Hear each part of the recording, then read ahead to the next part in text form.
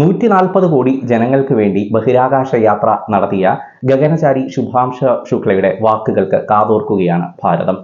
തേര് പോലെ ആകാശത്തുകൂടി പാഞ്ഞു പോകുന്ന ഈ ബഹിരാകാശ നിലയം ഭൂമിയിലുള്ളവർക്ക് എന്നും ഒരു മായ കാഴ്ചയാണ്.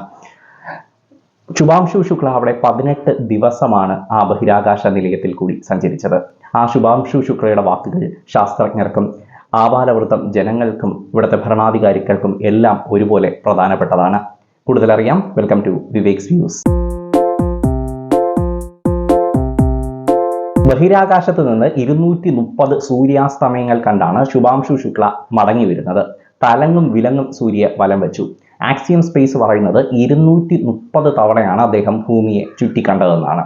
60 ലക്ഷം മൈൽ, അതായത് 96.5 ലക്ഷം കിലോമീറ്ററാണ് സംഘം ഇതുവരെ സഞ്ചരിച്ചത്. ഭൂമിയിൽ നിന്ന് ചന്ദ്രനിലേക്കുള്ള ദൂരം 4 ലക്ഷം കിലോമീറ്ററാണ്.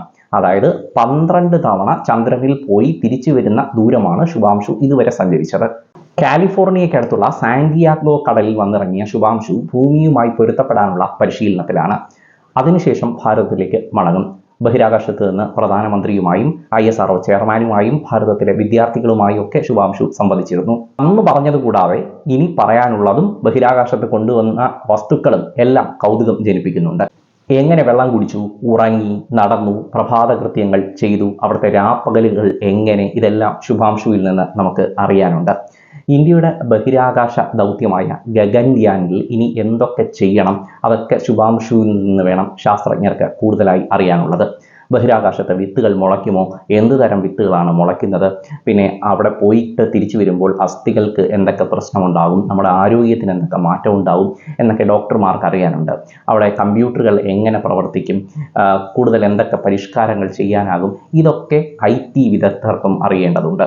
1984 രാകേഷ് ശർമ്മയാണ് ഇന്ത്യയിൽ നിന്ന് ബഹിരാകാശത്ത് പോയ ആദ്യ ആൾ.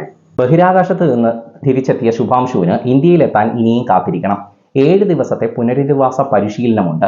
അത് കഴിഞ്ഞ് ഒരു ആരോഗ്യ പരിശോധന കാണും. അത് പാസ്സായാൽ മാത്രമേ ഇന്ത്യയിലേക്ക് മടങ്ങാനുള്ള കാര്യത്തിൽ തീരുമാനമാകൂ. USA-യിൽ ഹൂസ്റ്റണിൽ ജോൺസൺ സ്പേസ് സെന്ററിനോട് ചേർന്നുള്ള കേന്ദ്രത്തിലാണ് പരിശീലനം. ഗുരുത്വാകർഷമില്ലാത്ത ബഹിരാകാശത്ത് നിന്ന് വരുന്നതിനാൽ ഭൂമിയിലെ ഗുരുത്വാകർഷണവുമായി പൊരുത്തപ്പെടാൻ സമയമെടുക്കും. അതിനാണ് 7 ദിവസത്തെ പരിശീലനം. അതിനുള്ള വ്യായാമങ്ങളും മാനസിക പിരിമുറക്കം കുറയ്ക്കുന്നതിനുള്ള തന്ത്രങ്ങളും എല്ലാം ഇതിനകത്തുണ്ടാകും. പേശികൾക്ക് ശക്തി വരാൻ വ്യായാമവും തെറാപ്പിയും മാനസിക പിരിമുറക്കം കുറയ്ക്കുന്നതിനുള്ള നടപടികളും എല്ലാം ഇതിനകത്ത് ഉൾപ്പെടുത്തിയിട്ടുണ്ടാകും. മൈക്രോഗ്രാവിറ്റിയിൽ നിന്ന് ഭൂമിയുടെ ഗുരുത്വാകർഷണത്തിലേക്ക് കടക്കുമ്പോൾ ഉള്ള ഒരു ജീവിത പുനഃക്രമീകരണമാണ് ഇവിടെ പരിശീലിപ്പിക്കുന്നത്. എല്ലാ യാത്രികരും ഈ ഘട്ടങ്ങളിലൂടെയൊക്കെ കടന്നുപോയ ശേഷം മാത്രമേ അവരുടെ വീടുകളിലേക്ക് പോകാൻ സാധിക്കൂ. ബഹിരാകാശ നിലയത്തിൽ മാസങ്ങൾ ചെലവിടേണ്ടി വന്ന സുനിത വില്യംസിനും ബിച്ച് വുൾമോറിനും 1.5 മാസം നീണ്ടുനിന്ന പുനരധിവാസ പരിശീലനത്തിനാണ് വിധേയരാകേണ്ടി വന്നത്. കാഴ്ചക്കുറവ്, നടക്കാനുള്ള പ്രയാസം, തലകറക്കം, ഇങ്ങനെ പല പ്രശ്നങ്ങൾ നേരിടേണ്ടി വരുന്നവരുണ്ട്. അസ്ഥിക്ക് തേയ്മാനം സംഭവിക്കുക, പേശികളിൽ ഒരു ഊർജം കുറയുക, ഇങ്ങനെയുള്ള പല ബുദ്ധിമുട്ടുകൾക്കും പലർക്കും സംഭവിക്കാം. ഇത് കാരണം എല്ലുകൾ ഒടിയാനുള്ള സാധ്യത വളരെ കൂടുതലാണ്. നടക്കാൻ നല്ല പ്രയാസം നേരിട്ടേക്കാം. അസ്ഥികളൊക്കെ പഴയ നിലയിലേക്ക് എത്താൻ ഒരുപാട് സമയമെടുക്കും. മൈക്രോഗ്രാവിറ്റിയിൽ കഴിഞ്ഞതിനാൽ ഭാരം എടുക്കുന്നതിന് പ്രയാസം നേരിട്ടേക്കാം. ചെറിയ ഭാരം പോലും എടുക്കാൻ വളരെ പ്രയാസം തോന്നിയേക്കാം. ഹൃദയമിടിപ്പിൽ ഉണ്ടാകുന്ന പ്രശ്നങ്ങൾ, ആരോഗ്യ പ്രതിരോധ സംവിധാനത്തിൽ വരുന്ന പാളിച്ചകൾ എല്ലാം, പ്രതിരോധ സംവിധാനമെല്ലാം വളരെ ദുർബലമാകാൻ വളരെ സാധ്യതയുണ്ട്. ബഹിരാകാശ നിലയത്തിൽ നടന്ന പരീക്ഷണങ്ങളെല്ലാം മാനവരാശിക്ക് വേണ്ടിയുള്ളതാണ്.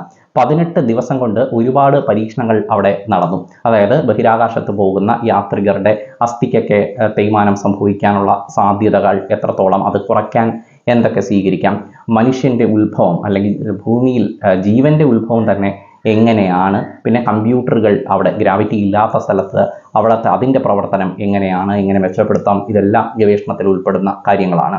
ISS-ൽ ഉലുവയും ചെറുപയറും ഒക്കെ മുളപ്പിച്ചെന്നുള്ള വാർത്ത നേരത്തെ പുറത്തു വന്നിട്ടുണ്ടായിരുന്നു. ഇതിനുപയോഗിച്ച 6 വിത്തുകൾ അദ്ദേഹം ശുഭാംശു ഭൂമിയിലേക്ക് കൊണ്ടുവന്നിട്ടുണ്ട്. അപ്പോൾ അതിലും പരീക്ഷണങ്ങൾ നടത്തും.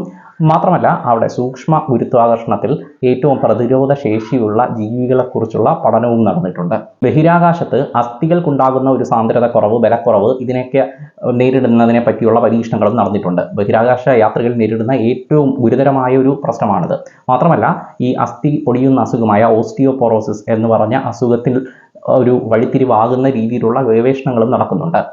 ബഹിരാകാശ നിലയത്തിൽ തങ്ങുന്ന ഒരാൾക്ക് എത്ര അളവിൽ വികിരണം ഏൽക്കും എന്നതിനെക്കുറിച്ച് പഠനം നടന്നിട്ടുണ്ട്. അപ്പോൾ അതിനനുസരിച്ച് എന്തൊക്കെ മാർഗങ്ങൾ ഈ വികിരണത്തിൻ്റെ തോത് കുറയ്ക്കാൻ നൽകാം, എന്തൊക്കെ മുൻകരുതലുകൾ സ്വീകരിക്കാം എന്നതിനെക്കുറിച്ചും അപ്പോൾ നമുക്ക് കൂടുതൽ അറിയാൻ സാധിക്കും ഇതിലൂടെ. മാത്രമല്ല, ബഹിരാകാശത്ത് പോകുമ്പോൾ ഏറ്റവും വലിയ പ്രശ്നം നേരത്തെ പറഞ്ഞതുപോലെ അസ്ഥികൾക്കുണ്ടാകുന്ന അല്ലെങ്കിൽ പേശികൾക്കുണ്ടാകുന്ന ഒരു ബലക്ഷയം, ഇതിൻ്റെ കാരണം എന്ത് എന്നതിനെ പറ്റിയും അവർ പഠനം നടത്തിയിട്ടുണ്ട്. അപ്പോൾ അങ്ങനെയാണെങ്കിൽ എന്തൊക്കെ തരം തെറാപ്പികൾ മോഡിഫൈ ചെയ്യാം അതിനുതകുന്ന തരത്തിൽ. ബഹിരാകാശ യാത്രികൾ 0 ഗുരുത്വാകർഷണത്തിൽ സ്ക്രീനുകൾ ഉപയോഗിക്കുമ്പോൾ എന്ത് സംഭവിക്കുമെന്നുള്ള കൗതുക പരീക്ഷണവും നടത്തിയിട്ടുണ്ട്.